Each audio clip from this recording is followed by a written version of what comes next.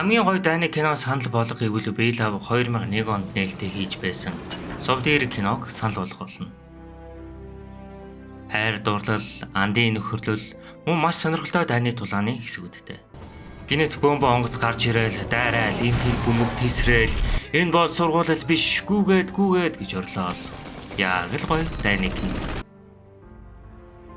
Кинонд гардаг онгоцтой дайралт бол түүхэн бодит үйл явдал бөгөөд 1941 онд Япон улс Америкийн нэгдсэн улстай энхийн гэрээ байгуулж хаад гинэт үүрээр довтолж нэлээдгүй хүн цааш нь харуулсан хөгийн өглөөний тухай болсон явдал. Гэвч энэхүү түүхийн ард бидний мэдэхгүй маш олон нууцуд болон далд баримтууд байдаг байна. Энэхүү видеонд бид Совдир эргийн тухай маш том 10 нууцыг танилцуулах бөгөөд түүхийг арай өөр өнцгөөс харах гэж хичээх болно.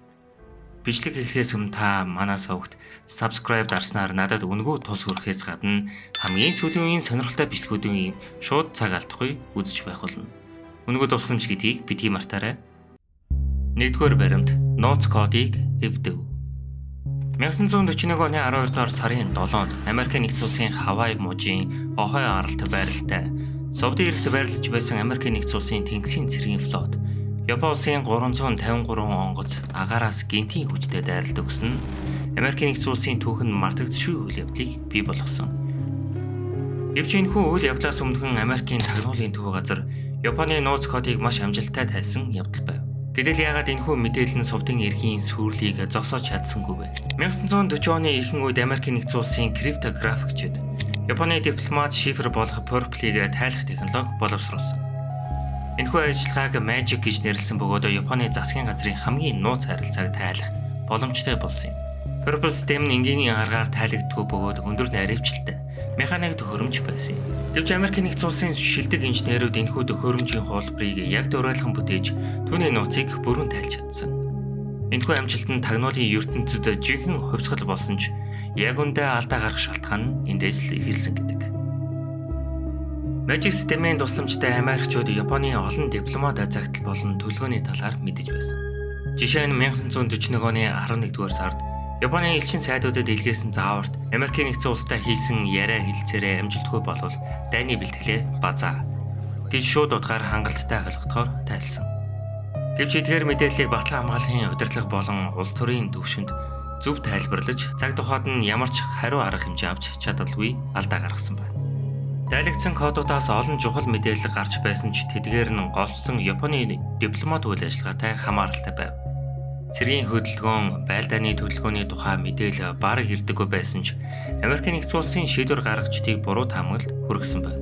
Эдгээр баримт дундаас хамгийн буруу зүйл нь Совдын эрэгт дайралт ирэх магадлал маш бага гэж үзсэн нь товчхондоо ямар ч дайны бэлтгэлгүй болгосон гэж хэлж болно. Дайралтаас хэдхэн цагийн өмнө Magic систем Японы дайны хөлгүүдийг анхааруулж байсан гэдэг. Гэвч эдгээр анхааруулгуудыг үл тоомсолсон. Аль эсвэл мэдээллийг хангалттай сайн өгч чадаагүй улмаас Совдын эрэгт өгөх дайралтыг өөрчилсөн зогсоож чадаагүй. Энэ бол Америкийн нэгдсэн улсын түүхэнд хамгийн том тагнуулгын алдаа. Баримт 2. Радарын дохиог үл тоов. 1941 оны дайсныг илрүүлэгч радарын технологи нь дөнгөж хөгжлийн шатандаа явж байсангүй. Америкийн нэгдсэн улсын эргийн хэд хэдэн газар анхдагч радарын станц байгуулсан бөгөөд тэдгээр нь дайсны агаарын хөлгүүдийг илрүүлэх үүрэгтэй байв. Үүний нэг нь Ohio арлын Opona радар стейшн байсан бөгөөд тухайн өдрийн чухал долгиог илгээсэн. Өглөөний 7 цаг 2 минутын орчимд Opona радарын станцын операторууд агаарын хөдөлгөөний маш том бүлгийг илрүүлсэн байна. Энэ нь 50 гаруй онгоц байгааг харуулсан бөгөөд ердийн хөдөлгөөнөөс хэд том байсан гэдэг. Операторууд тэр доороо энэхүү мэдээллийн төв баас руу илгээсэн боловч гэвч төвөөс ирсэн хариу нь үнэхээр төв байранд мэдээллийг хүлээн авсан офицер нь цэргүүдийн анхааруулгыг үл тоом. Энэ бол Калифорниагоос ирж буй B-17 бөмбөгдөж онгоцны бүлэг байж магадгүй гэж хэлсэн бөгөөд офицер нь тэр мэдээллийг цааш дамжуулаагүй. Совдын эрэгт байрлах бүтэн тэнгисийн флот үүнээс болж хамгаалтын ямар ч арга хэмжээ авч чадаагүй. Энэ бол хамгийн гайхалтай бөгөөд хамгийн тэнэг алдаа.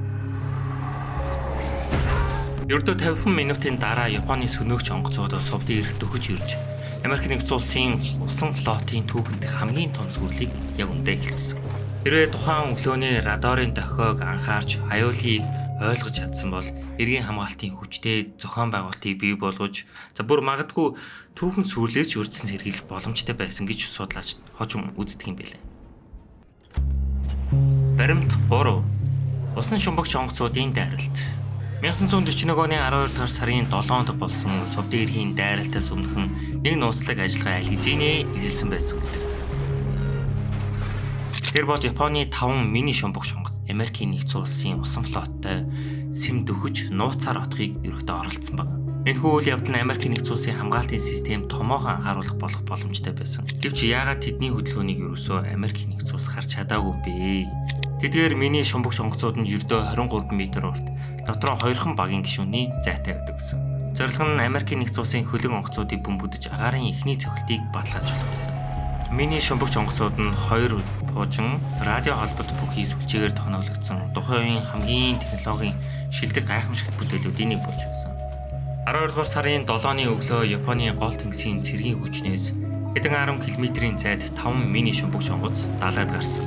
Тэднийг Америкийн нэгдсэн улсын хөлөг онгоцуудын ойролцоо сэмхэн ойртуулж дайралтыг эхлэхэд бэлтгэх байсан. Энэ бол Японы нарийн төлөвлөгөөний нэг хэсэг байсан бөгөөд тэд Америкийн нэгдсэн улсын усан флотод аимшигтай зохиолт өгөхийг хүсэж байсан. Өглөөний 6 цаг 30 минутын орчимд USS Ward хөлөг онгоц нь нэгэн сэжигтэй хөдөлгөөнийг илрүүлсэн. Энэ нь Совдын эргийн орчимд нэвтрхийг оролцсон мини шумбагч онгоц байсан. USS Ward хөлөг онгоц нь шууд гал нээж шумбагч онгоцыг усан дор тэр дор нь устгасан. Гэвч энэхүү мэдээлэл нь Америкийн нэгдсэн улсын удирдлагуудад хүрэхэд хэтэрхий оройтсон байсан. Хэрвээ энэ тохиог анхаарч чадсан бол Совдын эргийн дайралтыг мөн адил урьдчилан зогсоох боломжтой байсан. Японы 5 мини шумбагч онгоцын нэг нь устгагдсан ч нөгөө 4 Совдын эргийн усан доогуур нууцаар төгсөөрл байсан. Японы 5 мини шумбагч онгоцны нэг нь устгагдсан ч үлдсэн 4 Совдын эргийн усан доогуур нууцаар төгсөөрл байлаа. Гэвч тэдний ихэнх нь өөрсдийн төлөвлөгөөг амжилттай хэрэгжүүлж чадаагүй. Учир нь нэг нь осолдож, хоёр нь Америкийн нэгдсэн улсын эсрэг тропидо поожингаар харавсан ч оновчгүй болж, нэг нь орс ороггүй алга болсон. Зөвхөн нэг л мини шумбагч онгоц амжилттай бузаж удсан гэдэг. Баримт 4. Сөнөөгч онгоц тээвэрлэгч хайчив. Совдын эргийн дайралт бол Америкийн нэгдсэн улсын түүхэнд хамгийн хор хөнөөлтөй үйл явдлуудын нэг байсан. Гэхдээ нэг асуулт түүхчдийг үргэлж гайхшруулсаар л ирсэн. Тэр нь Америкийн нэгдсэн улсын сөнөөгч онгоц тээвэрлэгч хөлөг онгоцууд яагаад дайралтын үеэр байгаагүй вэ? Тэдний байршил нь яагаад нууцлаг байсан? Аль эсвэл зүгээр л санамсаргүй тохиолдлоор 1941 оны Америкийн тэнгисийн цэргийн сөнөөгч онгоц тээвэрлэгч хөлөг онгоцууд яахааргүй стратегийн чухал ач холбогдолтой байсан. Тэдгээр хөлөг онгоцууд нь тэнгисийн байрлалаас агаараас дэмжлэг үзүүлдэг чухал ач холбогдолтой байсан бөгөөд Совдын эргийн усан флотоос ч илүү хамгийн чухал тооцогддог учраас тэд дайралтын үед хамгаалах ёстой байсан. Совдын эрэг дээр байрлаж байсан Америкийн нэгдсэн улсын хамгийн том сөнөөгч онгоц тээвэрлэгч хөлөг болох USS Enterprise болон USS Lexington нь дайралтын үеэ санамсаргүй тохиолдолд зугцсан мэт яг үүндээ харагдсан байна. USS Enterprise нь задгай талаад байрлаж Midway арал руу онгоц хүргэж байсан. Харин USS Lexington Wake арал руу нисэх онгоц хүргэх тушаалтай байсан учраас байгаагүй. Гэвч энэхүү тохиолдол нь Америкийн нэгдсэн улсын хувьд азтай явдал байсан гэж хожим судлаачид үздэг. Төвчдийн үзэж байгаагаар Японы гол зорилго нь Америкийн нэгдсэн улсын нисэх онгоц тээвэрлдэг хөлөг онгоцуудыг устгах байсан. Гэвч тэдгээр хөлөг онгоцууд нь тухайн өдөр Совдын эрэг дээр байгаагүй. Японы нисгэгчид сөнөөгч онгоц тээвэрлэгч хөлөг онгоцуудыг хайж байсан ч олж чадаагүй улмаас бусад усан флотын хэсгүүдийг өргөдөө хөндлөх шийдвэр гаргасан байна. Сөнөөгч онгоц тээвэрлэгч хөлөг онгоцуудын тухайн үеийн байршил нь Америкийн нэгдсэн улсын тэнгисийн цэргийн хувьд үнэхээр азтай тохиолдол байсан. Учир нь тэд дайралтаас амьд үлдэж, хожим нь Америкийн нэгдсэн улсын эсрэг Японы стратегийг сулруулахад гол үүрэг гүйцэтгсэн. Тухайлбал түүхэндээ Battle of the Midway буюу Midway-ийн тулдаан гэх томоохон үйл явдлууд нь эдгээр амьд үлдсэн сөнөөгч онгоцууд нь Японы усан флотод хариу маш их хохирол учруулсан үйл явдал болдог. Кинонд дэр яг гардаг шүү дээ. Яг ингээд зөрүүлээд том онгоцны үйлдвэрүүдийг дэлбэлдэг те. Баримт 5. Гинтийн дайралтын шинэ эрен үе. Уг дайралтаас өмнө Америкийн нэгдсэн улс олон удаа сануулга хүлээж авсан ч эдгээр дохионуудыг ерөөсөө анхааралгүй орхисон. Учир нь Америкийн нэгдсэн улсын дайралтаас өмнө Японы дипломат харилцааг хянах Magic нэртэй шириф тайлах системийг ашиглаж байсан. 1941 оны 12 дугаар сарын 6 буюу дайралтаас 1 хоногийн өмнө Америкийн нэгдсэн улсын тагнуулууд Японоос илгээсэн захидлыг тайлж уншсан бөгөөд тэрхүү захидалтай Японы илж төлөөлөгчдөд Америкийн нэгдсэн улстай дипломат харилцаагаа яг одоо зогсоо гэсэн тушаал өгсөн байсан. Энэхүү захидал нь Америкийн нэгдсэн улс руу ямар нэгэн байдлаар дайрах гэж байгаа гэсэн чухал тохио байсан ч тодорхой арга хэмжээ тухайд авч чадаагүй байна. 1941 онд Америкийн нэгдсэн улсын тагнуулын алба өдөр бүр хэдэн мянган шифр бич болон захидлыг хүлээн авдаг байж. Эдгээр мэдээллүүдийг бүгднгийн дүн шинжилгээ хийхэд хүн хүч хөрөлцөхгүй байсан тул зарим чухал мэдээллүүдийг тайлж чадалгүй алцаар л байсан. Тухайлбал Японы байлдааны флотын хөдөлгөөнийг илтгэх радио холбоо болон зарим тохиог цаг тухайд нь тайлж хэмжээгүй. Дайралтын өглөө Америкийн нэгдсэн улсын радарт хаваа арал руу ойртож буй том хэмжээний нисэх онгоцны бөөгнөрлийг илрүүлсэн ч үүнийг сургуулийн нэг хэсэг гэж бодсон. Мөн дээрээс нь радио холбооны чухал мэдээлэл ирсэн ч мөн адил анхааралд нүртэв. Тухайн үед мэдээллийн системийн холбоо болон дотоод харилцаа муу байсан нь хариу арга хэмжээг удаашруулсан гол шалтгаан гэж үздэг. Армийн болон тэнгисийн цэргийн команд л хоорондоо мэдээлэл солилцсон ч тэрхүү мэдээллүүд нь хангалттай үр дүн гарах үз байгаагүй.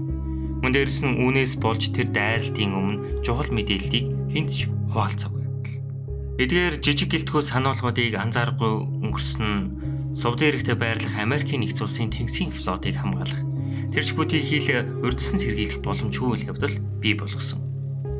Энэхүү жишээ нь тагнуулын мэдээлэл ямар чухал ач холбогдолтой болох, мөн мэдээлэлээ зөв боловсруулж хэрхэн зөв хуваалцах, түүнийг түгээн дамжуулахад дутуу төлмөг зүйл хийвэл баг гэлтгүү зүйлээс хэрхэн том хохирол бий болох боломжтойг ойлгож болно.